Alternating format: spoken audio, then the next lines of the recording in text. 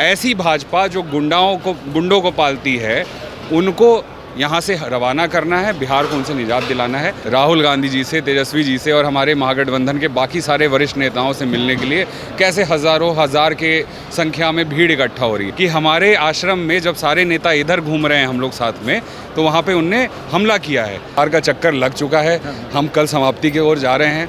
तो पूरे बिहार को हमने एक बार फिर से जानने की कोशिश की कि अभी की समस्याएं क्या हैं। जिस तरह की लहर हमने पूरे बिहार में घूम के देखी, आपके साथ देखी, जो लहर है भाजपा और पूरा जो एनडीए गठबंधन है 50 के नीचे सिमटता हुआ दिख रहा है। 30 साल से शासन कर रहे व्यक्ति के खिलाफ लड़ने जा रहा है, क्या ये सही है? बिल्कुल, चुनाव लड़ने की मंशा रखते हैं, पूरी ताकत से लगे हुए हैं। आज आप इस यात्रा में देखेंगे तो कांग्रेस ही कांग्रेस है। बिहार के किसी कोने में यात्रा चली गई, कांग्रेस अभी भी जीवित है और बहुत ताकत से लड़ रही है। हाँ, लाठी का जवाब लाठी से देते नहीं है। जो विधि व्यवस्था है हम उसके तरीके से देंगे जवाब। राहुल गांधी की वोटर अधिकार यात्रा बिहार में लगातार 13 दिन से चल रही है। अधिकार यात्रा में तमाम युवा जुड़ रहे हैं।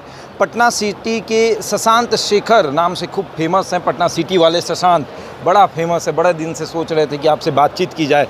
पसीने से तरबतर हैं, राहुल गांधी के साथ चल रहे हैं, बड़ा दिख रहे हैं, मंच पे राहुल गांधी के साथ भी दिख जा रहे हैं। आपकी तरफ गए थे एक दिन तो पता चला कि कोई शशांत नाम का लड़का है, उसका आवाज़ सुने हैं, बड़ा मीठा है, बड़ा अच्छा बोलता है। तो वो शशांत इस बिहार को किस तरीके से देख रहे हैं, राहुल गांधी के साथ घूमकर इस बदलते बिहार को किस तरीके से देख रहे हैं?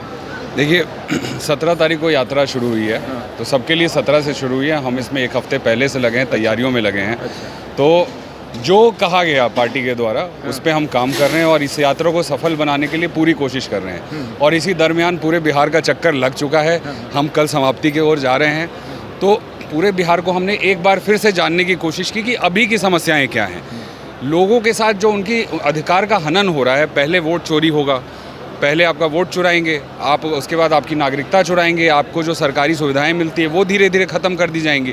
तो अगर आप भाजपा को नहीं पसंद हैं तो आपके साथ कुछ भी हो सकता है। उसका एक एग्जाम्पल आपने आज देखा पटना में। जो हम पूरे बिहार को जगाने की बात कर रहे हैं, बिहार में हर जगह जाके बता रहे हैं कि वोट चोरी जो कर रही है भाजपा, उनको हटाना है। शुरुआत हमें बिहार से करनी है। बिहार हमेशा क्रांति की धरती रही है। उससे इतनी ज़्यादा बौखलाहट हुई है कि हमारे आश्रम में जब सारे नेता इधर घूम रहे हैं हम लोग साथ में, तो वहाँ पे उनने हमला किया है। हमारे बहुत सारे कर्मचारियों को, नेताओं को चोटें आई हैं, 3-4 लोग अस्पताल में भर्ती हैं। तो ऐसी भाजपा जो गुंडों को पालती है, उनको यहाँ से रवाना करना है, बिहार को उनसे निजात दिलाना है। ये घूम के ये जो हमारा प्रण था ये और ज़्यादा सुदृढ़ हुआ है और ज़्यादा मजबूती मिली है हमारे सोच। ये क्या लगता है कि ये जो एक्शन आप लोग का दिख रहा है, बिहार जागो, बिहार को जो जगाने निकले हैं, जो भीड़ दिख रही है, उसका रिएक्शन पटना में दिखा है? बेशक। आप देखें, आप तो यात्रा में चल रहे हैं काफ़ी दिनों से, आपने देखा होगा कि हर नुक्कड़ पे, हर चौराहे पे राहुल गांधी जी से, तेजस्वी जी से और हमारे महागठबंधन के बाकी सारे वरिष्ठ नेताओं से मिलने के लिए कैसे हज़ारों हज़ार के संख्या में भीड़ इकट्ठा हो रही है। ये पैसे देकर बुलाई गई भीड़ नहीं है, ये खुद आई है जो हमसे मिल रही है। छोटे छोटे बच्चे आज के डेट में वोट चोर गद्दी छोड़ का नारा दे रहे हैं, आपने देखा होगा सड़कों पे, आपने रिकॉर्ड भी किया है। तो ये जनता को पता चल चुका है कि भाजपा किस तरीके से सरकार बनाती है और उसका इस बार उनको जवाब मिलने वाला है और बहुत मजबूत जवाब मिलने वाला है। और इसी से बौखलाई हुई भाजपा ने आज हमारे ऊपर हमला किया। इस यात्रा से कांग्रेस को कितना फ़ायदा होगा? बाकी पार्टियों की तो बात बाद में करें, कांग्रेस को कितना फ़ायदा होगा? कांग्रेस के बारे में पहले कहा जाता था कि कांग्रेस दिखती नहीं है। आज आप इस यात्रा में देखेंगे तो कांग्रेस ही कांग्रेस है। बिहार के किसी कोने में यात्रा चली गई, कांग्रेस अभी भी जीवित है और बहुत ताकत से लड़ रही है।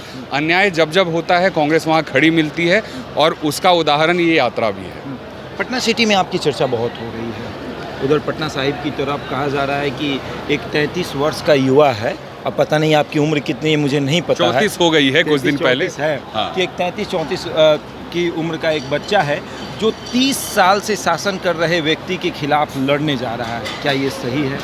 बिल्कुल, चुनाव लड़ने की मंशा रखते हैं, पूरी ताकत से लगे हुए हैं।